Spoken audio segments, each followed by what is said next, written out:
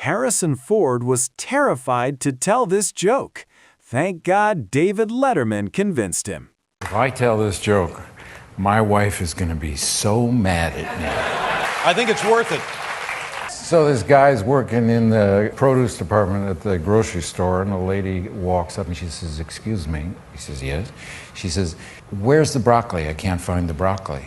He said, "Oh, I'm really sorry, ma'am." He says, "We ran out of broccoli. We'll have some tomorrow morning."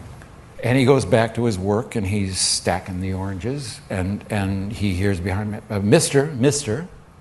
He turns around and it's the same lady, and she says, "Where's the broccoli? You got any broccoli?" He says, "No, ma'am. We're fresh out of broccoli. We'll have some tomorrow morning." Goes back to work. A couple of minutes later, this woman walks right up in his face and she says, "How come I can't find any broccoli?" He says, "Lady," he says, "do me a favor, will you?" She said, "What?" "How do you spell cat?" He says, "Like in catastrophic."